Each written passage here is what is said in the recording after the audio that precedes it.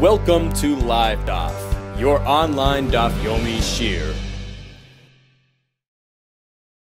Shalom Aleichem, welcome back to today's Daf Yomi, which is Shabbos Daf Kuf Chav Tes. We are on Daf Kuf Chav Ches Amud Beis, 3 lines from the bottom. The Mishnah taught us that a Isha who gave birth, so a woman after childbirth is in a precarious state, her situation requires Chilul Shabbos to tend to her needs because her life's in danger. She's considered to be a choyle sheyesh bo sakana, a sick person whose life is in perils and danger, needs to be tended to, even at the expense of Chilul Shabbos. So Gemara will tell us, will delineate for us different stages of recovery for the Isha who gave birth to this chaya, and the various halachos pertaining to those stages of recovery. Says the Gemara 3 lines from the bottom, Amar Bid Amar Shmuel, chaya. So an Isha, a woman who gave birth, calls man she'akever pasuach, as long as her womb is still considered to be open. The Gemara soon will tell us that's up until 3 days after childbirth. So at that point she's considered to be yesh basakana. Her life is considered to be in danger, and therefore bein amra tzrichani, whether she herself says, I need this care, I need this thing to be done for me, bein loy amra tzrichani, whether she does not say I need this, but we know this is something which she needs. Mechalilin aleh as haShabbos, we have mechal Shabbos on her behalf to tend to her needs. Now, it would seem from here that it's a presumption. As long as the kever pesuach, she's considered to be yesh basakana, and we do anything she needs to preserve her life, even at the expense of Chilul Shabbos. Now, what if she herself expresses her own opinion in terms of not needing? I don't need. She expresses an opinion to the contrary. She says, I don't need any tzricha. It would seem from here that we do follow that opinion, because the Gemara is telling us whether she says I need or whether she does not say I need, we presume that her life's in danger and she needs this care to be done for her. But what if she specifically states her opinion to the contrary? She says, I don't need this to be done for me. It would seem that we follow that expression, that personal opinion. So that personal factor is reckoned here, and we follow that l'chumra. Continues the Gemara, so that's up until kever pasuach. As long as the womb is still open, she's still considered to be yesh basakana. What about nistam kever? Once the kever closed up, and the Gemara will tell us this is up until 7 days, meaning from past 3 days, it's considered to be nistam kever. At this point, she's presumed to be out of danger. Bein amra tzrichani, whether she says I need this to be done for me. Bein lo amra tzrichani, whether she does not say I need this. Ein machal es haShabbos, we do not do this malacha for her behalf because she's presumed to be out of danger. Now, it seems from here that even if she insists that I need this, she says bein amr tzrichani, she needs it. So she expresses her own opinion that she needs this. We ignore that personal factor. We just assume that at this point, at this stage, she's considered to be out of danger despite her expressions to the contrary. So it's pretty clear that according to this version of the Gemara, we go l'chumra. There are 2 factors here. There is the time factor, up until 3 days, then past 3 days, where it's considered to be kever sasam. So there's the time factor, and then there's the personal factor, her own personal opinion, an expression of her needs. We follow both of them stringently, because up until kever pasuach, which means up until 3 days, the assumption is she needs this to be done for her. She needs this tzarech, this need. But if she herself expresses her opinion otherwise, we follow that. So we follow that personal factor, l'chumra. In contrast to the point of nistam kever, which is after the 3 days have already passed, the time factor there overrides everything. Because even if she says, I need, we ignore that. So at that point, the time factor, it overrides. So we follow both factors, l'chumra. At one point we follow the personal factor, and if she says I don't need, that overrides. Whereas once it gets to the point of kever sasam, we follow the time factor there, despite her personal expressions to the contrary. So we follow both factors l'chumra. Rav Ashi masni hachi. Rav Ashi learned this version of Rav Yidam Shmuel, that we follow both factors l'chumra stringently. Mazutra, on the other hand, masni hachi. He had a different version of Rav Yidam Shmuel, and he followed both factors leniently l'kula. Mazutra masni hachi. Amar Rav Yidam Shmuel chaya calls man shakever pasuach, as long as the womb is still open, meaning up until 3 days. At that point, we follow the time factor. That overrides everything. Bein amra tzrichani, bein amra ein tzrichani. Whether she says, I need this Chilul Shabbos to be done on my behalf, or whether she says, I don't need this. So she specifically expresses her opinion to the contrary. Mechalin ales HaShabbos, we have Mechal Shabbos on her behalf. When it's talking about something that we know that she needs to have done for her.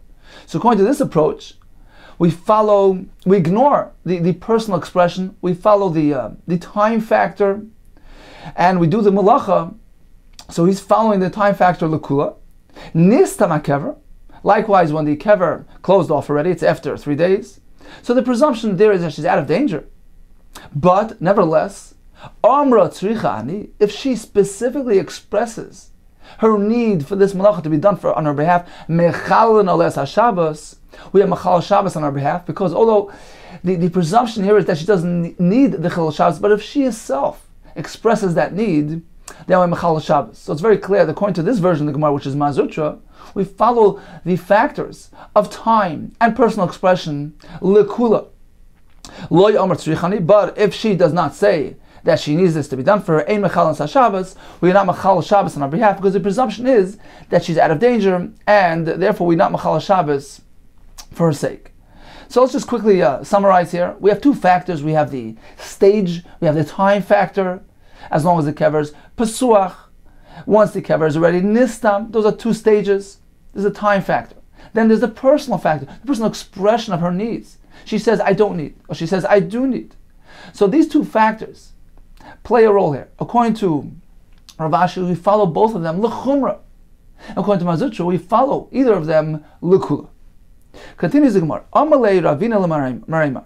Mazutra masni hachi, masni l'kula. Mazutra taught the halacha leniently. We follow those factors l'kula. Rav Ashi masni l'chumra. According to Rav Ashi, the halacha was said l'chumra. Hilchas kaman. Who do we follow? Who does the halacha conclude like? Amalei halacha k'Mazutra. The halacha paskins like Mazutra. Why suffik nefashas lahaka? Whenever we have an uncertainty with regard to tending to a person's life, saving a person's life, we must go l'kula. Follow the lenient view. The Gemara learns this from V'yitzilu Eda, that the Bezdin is meant to try to do their utmost to save a person from dying. So we are meant to follow the lenient approach here as well. And therefore, once again, if it is within the first 3 days, we just follow that factor. The time factor overrides. And even if she says, I don't need this to be done for me, we ignore her expression and we do the Chilul Shabbos. Likewise, after 3 days, when the kever is considered to be sasam and she's out of danger, nevertheless, if she herself explicitly states her opinion that she needs this, we will follow that personal expression, l'kula. Says the Gemara, from what point do we consider the womb to be open? From the point in time that she sits down on the birthing stool. Rav Huna ber Rav Yeshua Amar Mishash Adam Sheisis V'Yored, from the point where the dam, the blood, trickles down. Amrila, some say Mishash Chavriseh Noisis Oisa Be'agafeh, at the point in time where she has difficulty walking on her own, and her friends need to support her arms to allow her to walk. So that's the point of Psichas HaKever. Ad Masai Psichas HaKever. Until what point is she in a state of Psichas HaKever? Amar Abaye Shloisha Yamim, up until 3 days after childbirth. Rava Amar Mishmeid Rav Yehuda, Shiva, up until 7 days. Amrila, some a different version, Shloish and 30. And as Tosfos points out, there's no dispute here. They're actually reflecting 3 different stages of the Isha's recovery. And each one will have different guidelines, as we will see soon in the Gemara. Amri Nardai. Chaya, so this woman who gave birth, there are 3 stages of recovery. Gimel, Zayin, V'lamed. Up until 3 days, up until 7 days, up until 30 days, as he will explain. Gimel, up until 3 days, Bein Amra Tzrichani, whether she says, I need this Chilul Shabbos to be performed on my behalf, Ubein Amra Lo Tzrichani, whether she explicitly says, I don't need this. Mechalin Ales HaShabbos, we have Mechal Shabbos, because the presumption is that she's in danger, and if it's something that we know that she generally needs, we do it for her even at the expense of Chilul Shabbos. She's a Chola Sheyesh Basakana. Zayin, which is the next stage, from 3 to 7 days. Amra Tzrichani, so it depends. If she says, I specifically need this, Mechalin Ales HaShabbos, they will Mechal Shabbos on her behalf. So although the presumption is that she's out of danger, but if she specifically expresses her need for this thing to be done, we follow that expression. We follow the personal factor l'kula. So this seems to be in accordance with the Shita of Mazutra, that we follow the factors l'kula. So again, it's Amr Tzrichani, if she says, I need this, Mechalin al es HaShabbos. Amr lo tzrichani, but she says, I don't need this, Ein Mechalin al es HaShabbos. Lamed, up until 30 days, meaning from 7 to 30, at that point, she's absolutely considered to be out of danger, although she's a chayla, she's sick, but it doesn't justify Chilul Shabbos. I feel Amr Tzrichani, even if she would say, I need this Chilul Shabbos to be done on my behalf, Ein Mechalin al es HaShabbos, we did not do it. Aval, oisin al yedei armai, but we do the malacha through a non-Jew. Rav Ula, Bereid Rav Eloi, just as he taught us, the Amar, he said, Kol tzorchei choyle, all the needs of a sick man, an ill person who is a choyle she'ein bo sakana, whose life is not in peril, is not considered to be in such a precarious state of health, which is considered to be Eish Beis Sakana. So we do his needs, but we perform it through a non-Jew. Kol tzorchei choyle nasna de armai be'Shabbos. Uked Rav Hamnuna, the Amar Rav Hamnuna, Dover she'ein bo sakana, something which does not involve a sakana, meaning a choyle who is ill but he is not in a stage of sakana, so they instruct the guy to do it, and we achieve it through the non-Jew. Let's take a look at Rashi inside here, starting from the top of the Amud. Rashi begins with the word tzricha ani. She says, I need it l'chilul. Bein Amra ein tzricha ani. Whether she says, I specifically don't need, but her friends say yes. She tzricha, that she needs it, so they're experts and they know that this is something which an Isha needs. Mechalilin, we have Mechal Shabbos, despite her expressions to the contrary. Ba'agav peah, this is the stage of Psichas HaKever, so they support her. Bizro Yoseh, with her arms, she'ena yichoyla halach, she cannot walk on her own. Chaya, Gimel Yomim, V'zayin Yomim, V'lamed Yomim. There are 3 stages. Up until 3 days, up until 7 days, up until 30 days. Says Rashi, who's Kuruba? There were these 3 stages which were mentioned with regard to a woman who gave birth, L'chiluk halachis Chilul Shabbos, which pertain to various categories of Chilul Shabbos, different guidelines. Lamed Mizayin. Lamed means Mizayin ad Hashlamas Lamed, from 7 until 30. And when it says 7, it means V'chein Zayin, it means Migimel ad Hashlamas Zayin. So 3 means up until 3, Zayin means up until 7, from 3 to 7, and Lamed means from 7 to 30. So from 7 to 30, it's considered to be certainly an Ein Beis Sakana, and it's called Tzorchei Choyle, all needs of a sick person. This Chaya ad Lamed Yom Stama Choyle. This woman, up until 30, she's presumed to be an ill person in a weakened state of health, and therefore we do it through a non-Jew. If they withhold this refuah from him, he is not in danger of dying. He needs it to be done. So what do? They instruct a non-Jew to do it. But in a situation which involves sakana, certainly Yisrael himself performs it for him. So in summary, we learned about a chaya, an isha who gave birth. There are 3 stages.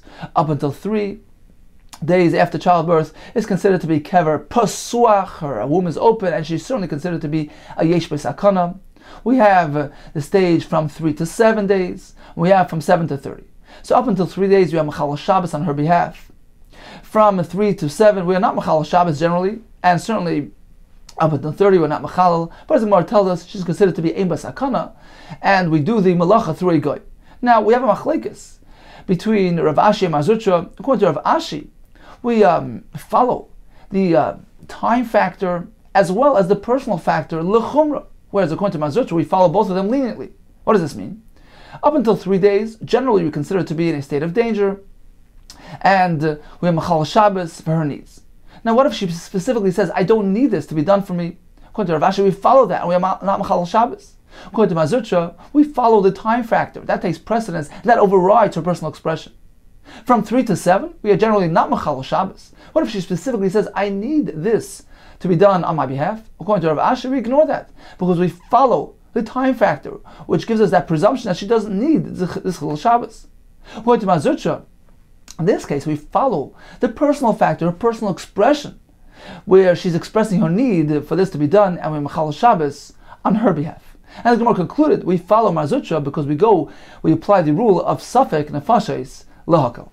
Continues the Gemara, Amar Yehuda, Amar Shmuel, Lechaya, pertaining to a woman who gave birth, Lamed Yoim, there is a time limit, a time frame of 30 days. Says the Gemara, Lamai Hilchasa, to what halacha does this pertain? Amri Nardoi.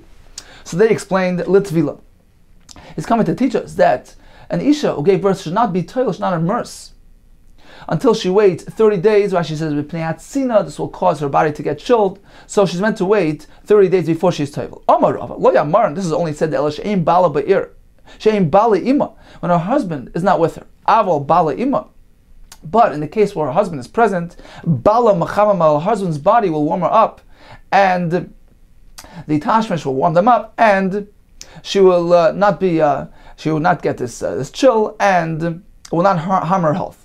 So it's only when she's being toivel without her husband present. For instance, she wants to be engaged in touching things of tahara.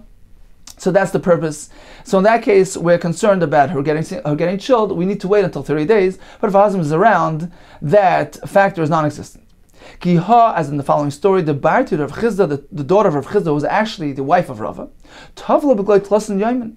She was toivel within 30 days of childbirth, shloi b'fnei bala, and her husband was not present. B'tztanias, and it resulted in her getting chilled, and she was in danger of am toila arsa. So they brought her bed with her basre de Rava in pursuit of Rava, her husband, lepumbadisa. So they brought all the way to Pumbadisa so she could be with her husband, who will warm her up. One can fashion this large fire l'chaya for the sake of a woman who gave birth, even b'Shabbos, to warm her up. Savar the Gemara figured l'chaya in. This is only allowed for a chaya, but for an ordinary chayla l'chayla loy. Likewise, the presumption was this can be done in the winter time when it's cold and there's a real need for this medura to be lit on Shabbos. But during the summer, there's no need, and the Gemara concludes in the parentheses, V'loihi, this is not so. Loishna chayav, loishna chayla, doesn't make a difference if it's a chay or a sick person. Loishna b'meisak shamim, v'loishna b'meisak chama, whether in the summer or the winter, if the chaya needs it, or if this chayla, whose life is in danger on account of him getting chilled, we must go ahead and make this medura to preserve his life. Continues the Gemara, Amar Rav Chia bar Abba Amar Shmuel, Hikis dam.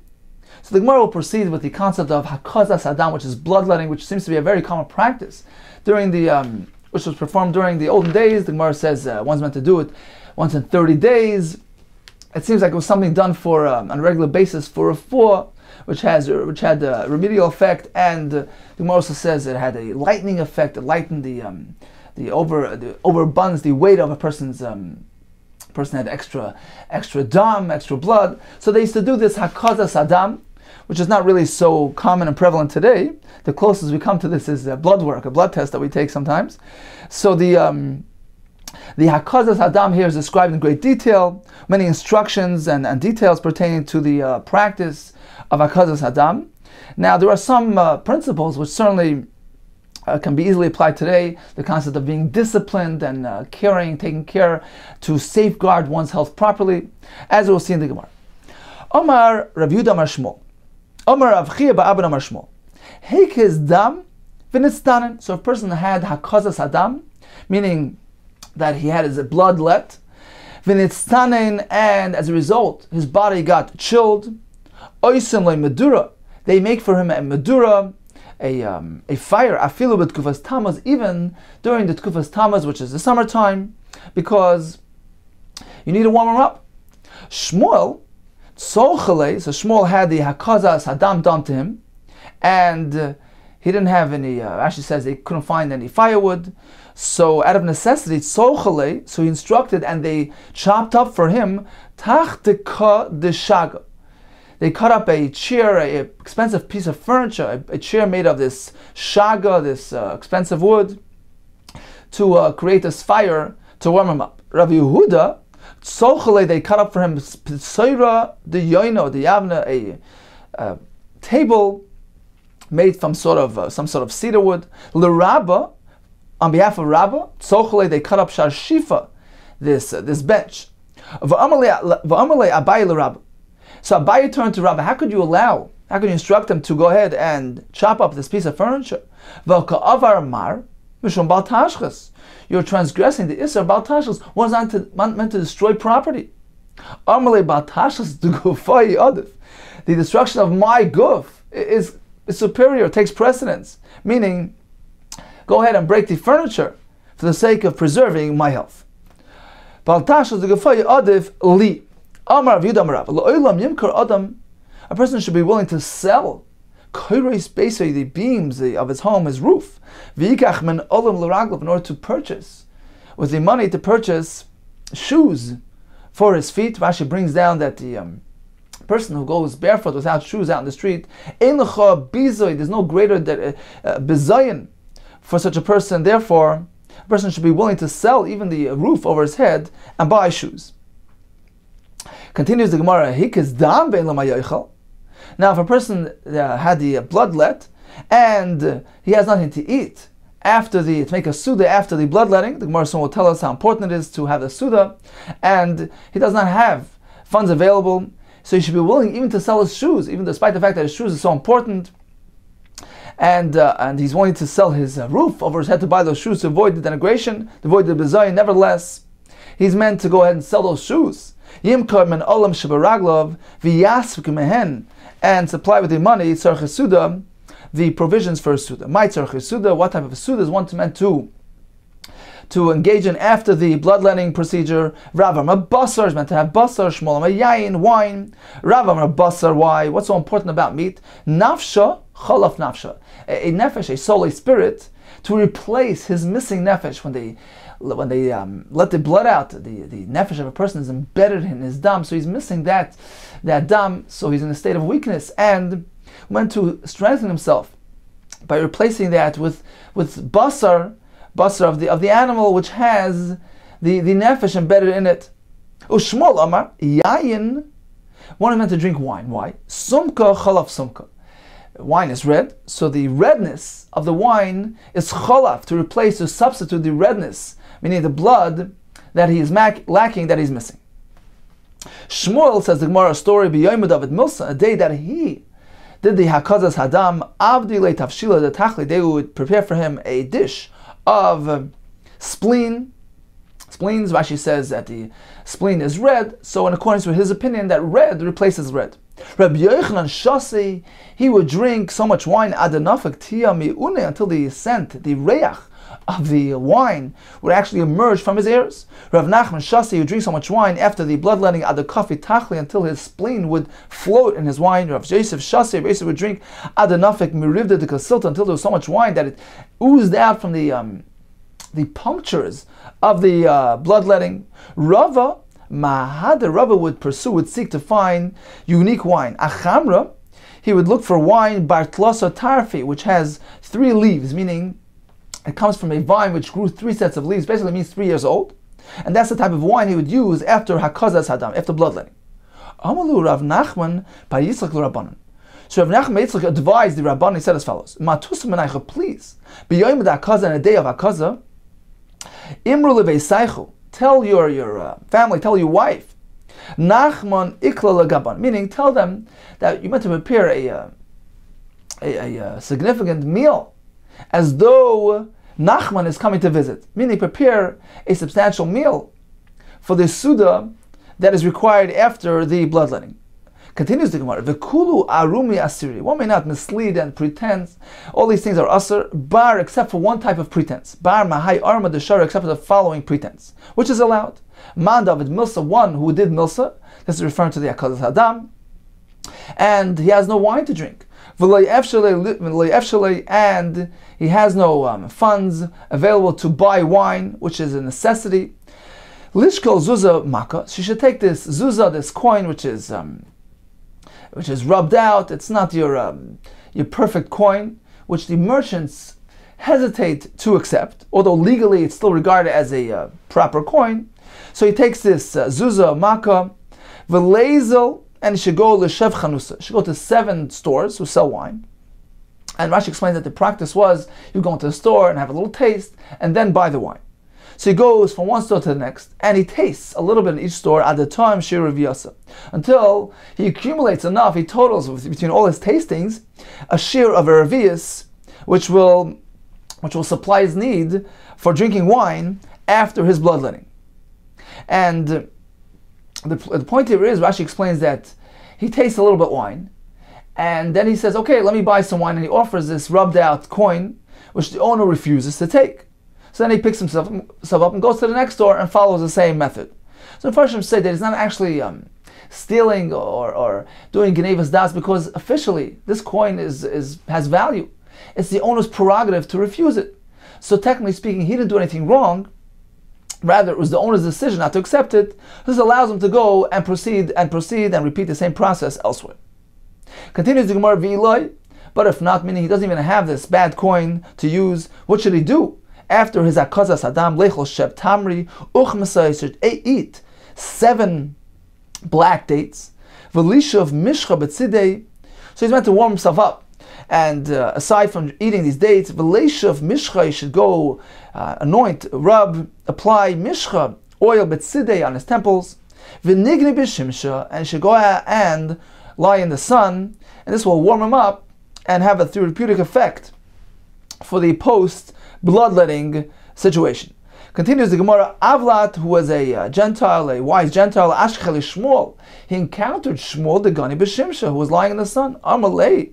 So he was surprised. He said, Chakimo de Yudoi, the wise man of the Jews, Bisha, something bad, the sun rays, which is something negative, Miavatava has turned into something good. Why are you lying in the sun? Amalei, so he told him, it's a day of bloodletting, therefore I need the sun to warm me up. V'loi, actually, that wasn't the case. That wasn't the story. Ella, rather, the real truth is, Ika Yoima, there's actually one day, Demali Bashimsha, Bikulishata, that there's one day a year where the sun is actually beneficial, which is the Yoima de Naflobe, the day that begins Tkufas Tamas. So the year, the solar year is split into 4 sections. So the last section, the last quarter is called Tkufas Tamas. So that day that the Tkufas Tamas falls on, begins on, that day the sun is actually beneficial. And that's why he was lying out in the sun. Now the reason why Shmuel didn't tell him this, V'savar, Shmuel figured, Lo Yigali, I don't want to reveal this secret to him, therefore he pretended that it was related to the bloodletting.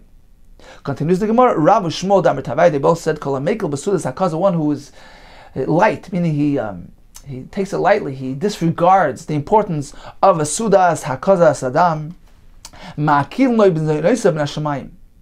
in response, they in Shemayim, from Shemayim, they disregard his mezainis, his sustenance, and they say, Hu al chayav loichos.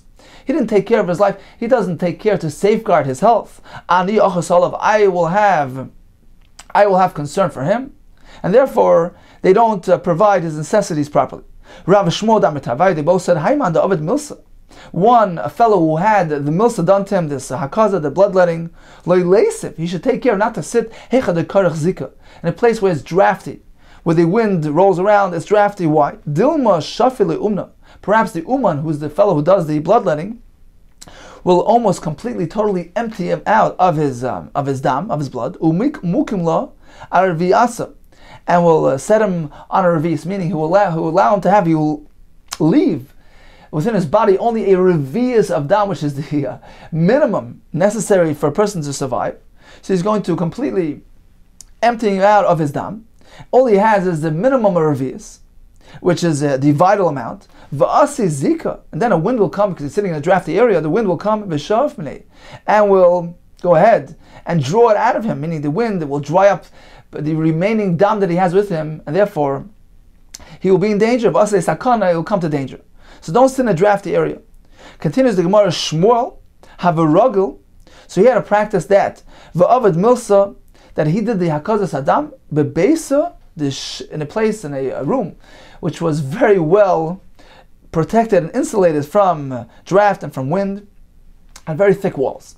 Bebeisa, in a room, the shev livnaya v'aricha, which was surrounded with thick walls, which were comprised of 7 levanim, 7 bricks. Rashi explains a brick is 3 tfachim. V'aricha means a half a brick. So if we calculate the 7 full bricks, 7 times 3 plus the 1/2 brick, which is 1.5 tefachim. So we arrive at 22.5 tefachim. This wall was thick to protect him from any incoming draft or wind. Yom Echad, there was one day, Avad, so he did the Hakazas Hadam. Va'argish b'nafshi, now he felt something unusual, some unusual weakness within himself. Badak, so he went ahead and inspected the wall. V'chasar chadaricha, it turns out that it was missing one of the ariach, maybe it means that half one or one of the bricks. So in any case, it was missing from its original thickness, and that's why it didn't perform properly, and it wasn't as effective as it usually was to prevent the wind from entering, and he felt weakness. Rav Shmuel Damar Tavai, they both said, Haiman the Ovid Milsa, one who did the Hakazas Hadam, Lita Midi, he should first eat something and then go out into the street, because otherwise, if he encounters a dead person, Yarka Ape, his face will turn green. If he encounters a person who killed somebody, he himself will die. If he meets a chazir, a swine, kashal davar achar, he's liable to experience davar achar, which means tzara, some sort of skin disease, which is prevalent amongst the swine. Rav Shmuel Damar Tavayu, they both said, Haiman David Milsa, a person who has the bloodletting done to him, Lishi Purta, he should first wait a bit, Vadalekum, and then get up. He shouldn't get up immediately. The Amar Mar, because we learned, hey Dvarm, there are 5 practices which we discourage a person from doing. There are 5 things which are Kraven Lamisa, which bring a person closer to death than life. Kraven Lamisa, Yoshem Nachayim Veluhin, these are the 5 things. Ochal v'amad, a person gets up immediately after eating a full meal. Shasa v'amad, he gets up immediately after drinking. Yoshein v'amad, he gets up immediately after waking up. Hikizdam v'amad, or immediately after doing the bloodletting. Shemesh mitasai v'amad, or he gets up immediately after doing tashmish hamid.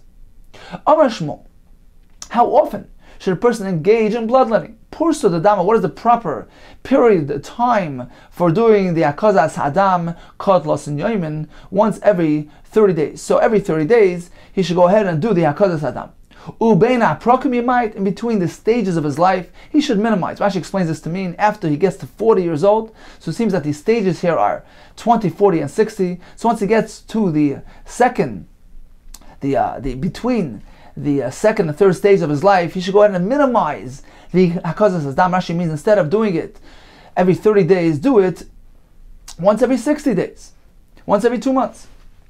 Ubeina prakim. Now once he gets to the next Beina prakim, which Rashi says means after 60 years old, Yachsevi married, he should minimize even more and do it only once every 3 months. Of Amar Shmuel, Pursa de Dama, the proper time, the proper day of the week to engage in bloodletting is Chad b'Shabbat, either Sunday, Arba, or Wednesday, Umal Shabbat, or Friday. Aval Sheidim v'Chamishi, but not Monday and Thursday. Why? Because that's a dangerous time. The Amar Mar, we learned, one who's confident about the schus aves that he has, the merit of his ancestors, and he's confident that he will be protected from harm, he should go ahead and tempt and do the Hakazas Hadam on Monday and Thursday. Mishi Yeshle Schos Aves Yakiz Dam. He should do the Hakazas Hadam b'Sheni v'Chamishi. Why?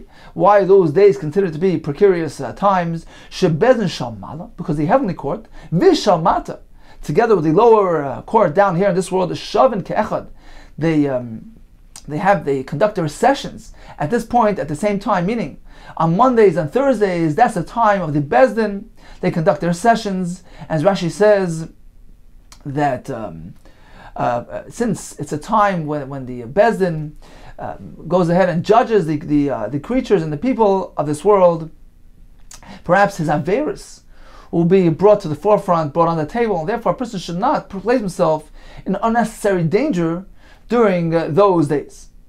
Continues the Gemara. So that explains why not Monday and Thursday. What about Tuesday? Why not on Tuesday? Madim b'zavi. Because that as well is considered to be a precarious time, a dangerous moment. Why? Because the Madim, which is one of the Mazoles, the celestial beings, which we know rotate, and Hashem granted some form of authority. They have a power to govern the events taking place down here. Hashem channels the energy, the power through the mazoles.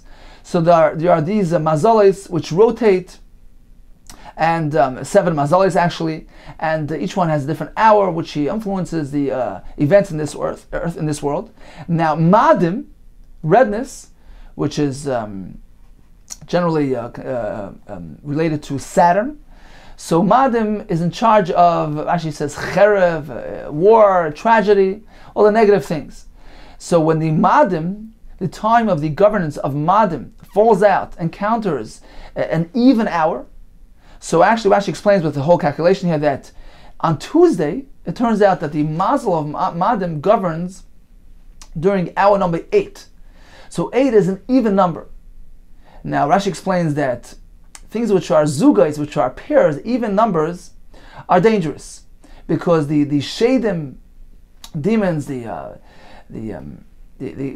kaychas hara in the world have power when it comes to the concept of zugais, of pairs, because a pair denotes equality. There's a zelum azed, there's opposing force. We know that Hashem created this world with opposing forces. Toiv, the power of good, and Ra, the power of evil. So the concept of a pair, the concept of a parallel, leaves room, opens up, gives the power of Ra, the opportunity, the availability to influence and bring about negative events in this world.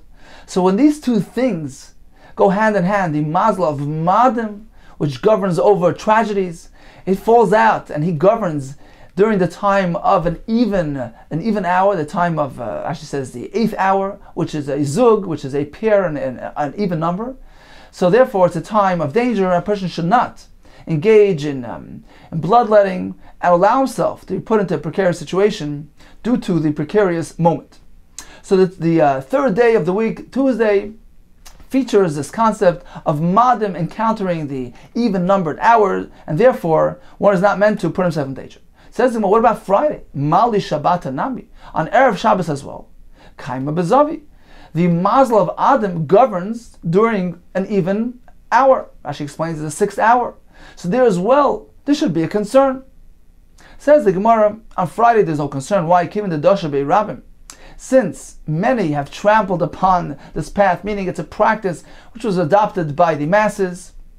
Why is that? Rashi says they would prefer doing the bloodletting on Erev Shabbos, because as we said earlier, one's meant to engage in a feast, a Suda after the bloodletting to strengthen himself, and this was a very convenient time to do it Erev Shabbos, which will allow himself to go into Shabbos and partake in Suda Shabbos, which will strengthen them, which will give them the energy depleted as a result of the bloodletting. So this was a common practice to do it in Erev Shabbos, and therefore, given the Dasha Bei Rabbim, Shomer P'soim Hashem, Hashem guards the P'soim, the heedless, the simple-minded fellows who follow a certain practice and not to worry about doing the bloodletting on Friday. Continues the Gemara, Amar Shmuel, Dalid du Dalid. Shmuel will give us another couple of limitations when it comes to bloodletting, on which days to refrain from Hakazat Adam. Dalid, if it's a Wednesday, Duhu Dalid, which is number 4. Rashi says it's the 4th day of the month. So that's not a good day for Hakazah.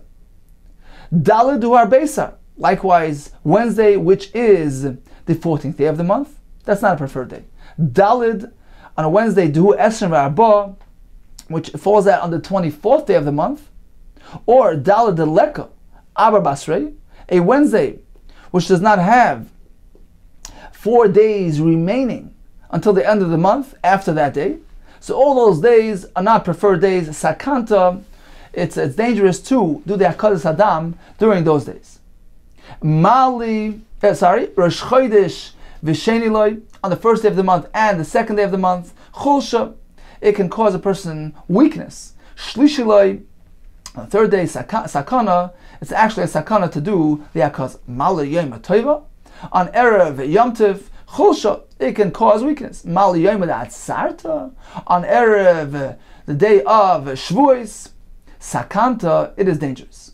Says the Gemara, because Rabbanon made a Gzeira, they did not allow a person to engage in Hakazas Adam, Akulu Mali Yom HaTova, on all the days of Erev Yom Tov. Why? Mishum Yom Tov Datzeres, on account of the Erev Yom Tov of Shavuos, which is a very dangerous day.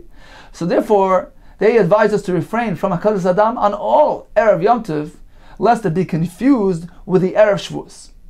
Because on Erev Shavuos, it's especially dangerous. The Nafak Bei Zika, there's a wind, a Zika, which emerges on that day, and the name of that wind is called Tevayach or Tavuach. So 1 second. So that wind which emerges on Erev Shavuos poses danger to a person who lets his blood. So that explains why one is meant to refrain from doing a cause on that day. Proceeds the Gemara. So there's this Zika, there's this wind which emerges on the day of Erev Shavuos. The Eloi Kibli Yisrael Torah. If the Yisrael would not have accepted the Torah, this wind would have somehow brought about that their basar and their dam would have been slaughtered, and they would have suffered as a result. Interesting that Mashah points out that the proper way to read this word Tvayach is actually Tavuach, because we're referring to the power of this Satan who emerges on that day, and the Satan wants to slaughter Klal Yisrael, wants to destroy Klal Yisrael. But conversely, we have the same power. We have the power to slaughter the Satan. By accepting the Torah, we have that power of the Kedusha of the Torah to go ahead and conquer, overcome, and slaughter the Satan. Hence, the proper name of this wind is Tavuach, slaughtered, because he's being slaughtered by us. Continues the Gemara, Amar Shmuel, Ochal Chita, V'ikaz Dam, one who eats wheat, and then he is makes his dam, he lets his blood. That's not really so beneficial. He has not accomplished much. The only thing he did was he benefited the chita that he ate. Rashi explains that doing the bloodletting right after a meal is not so beneficial. It doesn't really have the proper therapeutic effect on the person.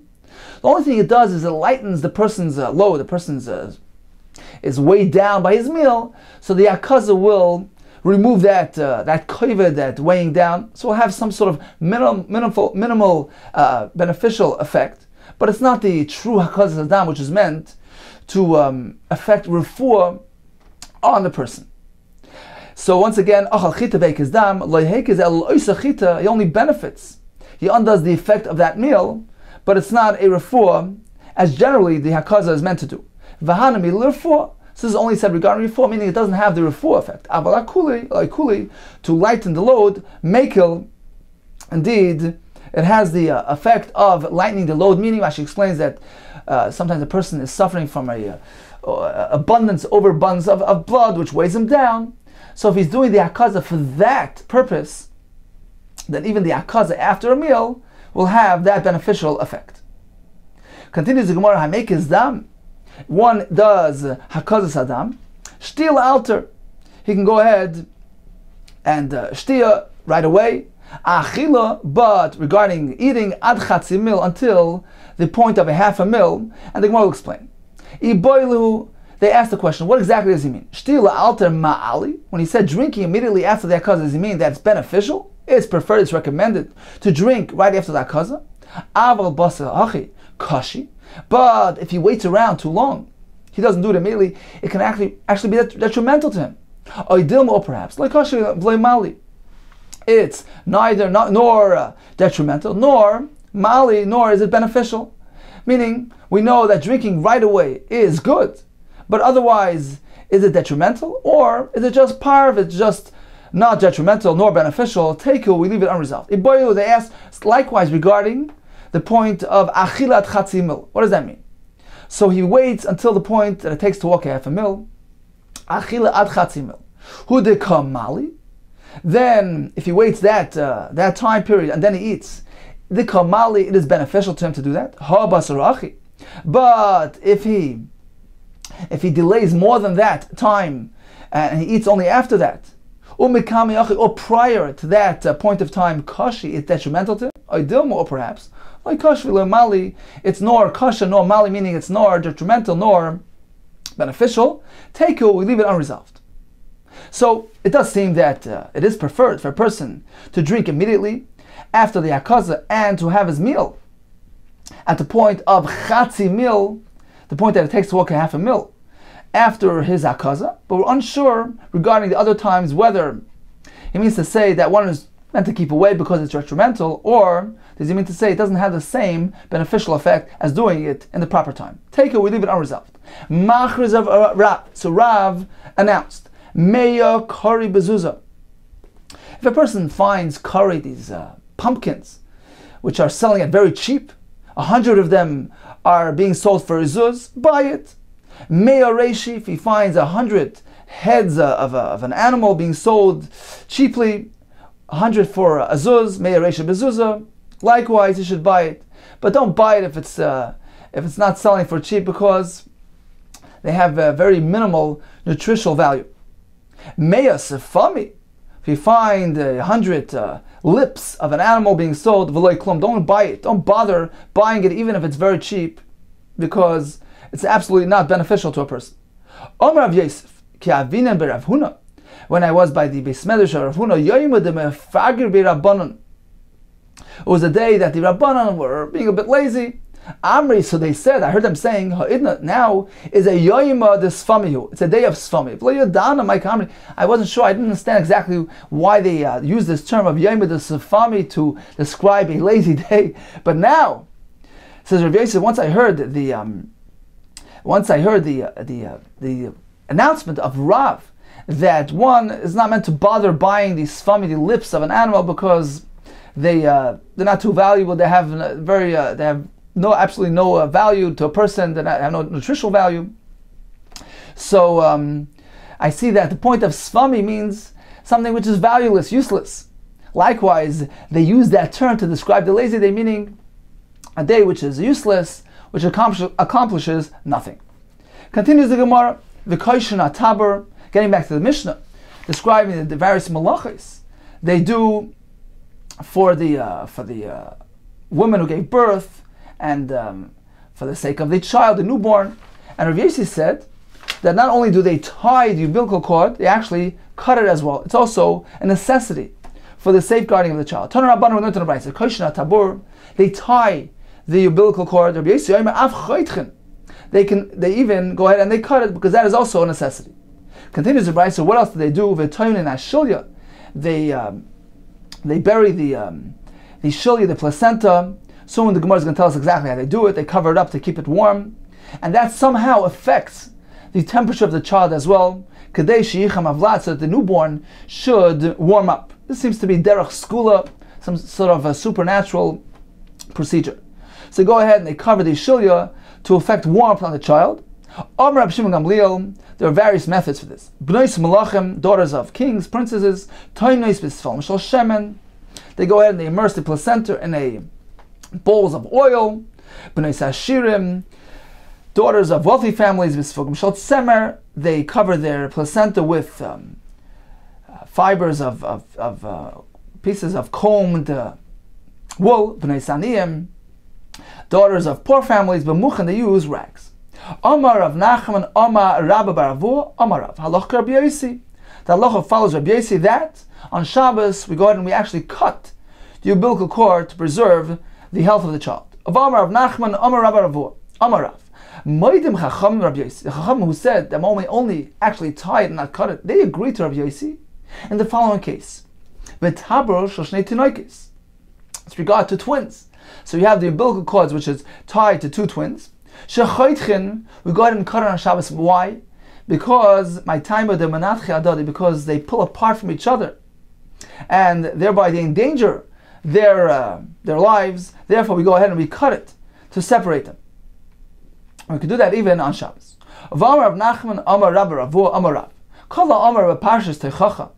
Anything described, all the methods and procedures described in the Parsha of Teichacha, Rashi explains this was Yecheskel, who was highlighting to Klal Yisrael all the goodness and the chesed, the care that Hashem performed on their behalf.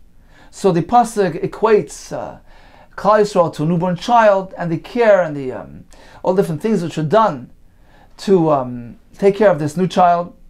So everything described in that parsha, Oisin l'chaya b'Shabbos, we do for the sake of this chai, the woman who gave birth, and likewise for the sake of a child, we do it on Shabbos. Now this explains, although these things, these procedures generally are not things which are actually saving one's life. It's not needed for sakana. It's nevertheless a point of relieving tsar, and therefore it's allowed to relieve pain and discomfort because Taisa says they don't involve an issa d'oraisa. Shenemar, as it says in the following pasuk, u'moledetayich b'yoyim huledes oisach, the day of your birth, loy charas sharich. Sharich, referring to the umbilical cord, was not cut. Ubamayim loy ruchatz l'mishi, and you weren't rinsed with water to smooth you out. V'hamleich loy humlacht, and you weren't salted. V'hochtel loy chutalt, and you were not wrapped around to keep your limbs in place. The Gemara will explain. From here we learn we go ahead and we deliver the newborn child on Shabbos. Loy charas sharech. This is referring to cutting the umbilical cord. So the pasuk is basically saying you were born in a helpless situation. You needed all these things to be done for you, and Hashem took care of you. Loy charas sharech. We learn from here mekan shechoitchen atav b'Shabbos. So your umbilical cord was not cut. We learn from here that one is meant to cut the umbilical cord on Shabbos. Ubamayim loy ruchatz. You were not washed with, rinsed, bathed with water, lemishi, for smoothing of your skin. Mekan, we learn from here, sheroichsen avlad b'Shabbos. We rinse the child on Shabbos. V'homleich lo yuhum lachat. We learn from here, mekan shemochen avlad b'Shabbos. We go ahead and we salt the child on Shabbos. Rashi explains this is done to toughen the baby's skin, flesh.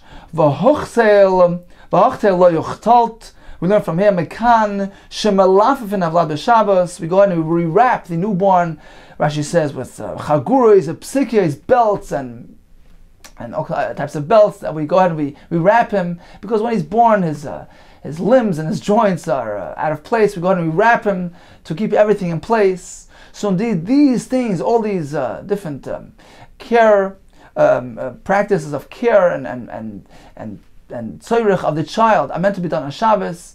This explains, even though it seems that we're not speaking about things which involve pikuach nefesh. Not sure if he means all of them, or at least some of them do not involve pikuach nefesh. Nevertheless, we do it on Shabbos to relieve tsar, since we're only involving an issa d'rabbanan. Hadran alach mefanim. Okay, time for a brief review of today's daf. We began with the malachis, which may be done for a woman who gave birth a chaya. The Gemara delineated for us 3 different stages of her recovery. Up until 3 days, she's considered to be pesach pasuach, the kever pasuach. Her womb is considered to be open, and she is in a precarious state. A chayla sheyesh b'sakana, we have machal Shabbos on our behalf. From 3 until 7 days, she's considered to be presumed to be out of danger. We're not machal Shabbos on our behalf. And up until 30 days, certainly, she's considered to be out of danger. We're not machal Shabbos, but as the Gemara told us, even if she's not a yesh b'sakana, she's nevertheless considered to be a chayla, and therefore we do those malachas through a non-Jew. Now we have a machlekes between Rav Ashi and Mazutra, whether we follow a lenient or stringent approach regarding the chaya. We have 2 factors. We have the time factor. Up until 3 days, she's considered to be in a state of sakana. So the time factor here dictates chilul Shabbos. What if she specifically says, I don't need this to be done for me? According to Rav Ashi, we follow that opinion. According to Mazutra, we ignore that, because we follow the time factor, and that overrides her personal expression. Conversely, when we're dealing with a time frame of between 3 and 7 days, where she's presumed to be out of danger, we're not machal Shabbos. What if she specifically says, I need this to be done on my behalf? According to Rashi, we ignore that, because the time factor overrides that. We follow the time factor, and we ignore her expression. According to Mazutra, in this case, we will follow her personal opinion. The personal factor in this case takes precedence. And even though the presumption is that she doesn't need this to be done, but if she says, I need this, we'll machal Shabbos on her behalf. The Gemara proceeded with various details and instructions and recommendations and pieces of advice when it comes to hakazas hadam. We discussed the need for warmth, the need to have a meal, and the different times which are inappropriate for hakazas hadam. And the Gemara concluded with regard to cutting the umbilical cord, According to the Chacham, generally we don't do it on Shabbos. According to our basic, we do, and the Chacham agree. When they are twins, there is a need to cut it lest they pull apart from one another and put themselves in sakana. The Gemara concluded that there are various forms of care which are done to the child as is listed in that pasuk in Yecheskel, which are considered to be a miniyah of tsar, relieving of discomfort for the child, and therefore we do it even on Shabbos.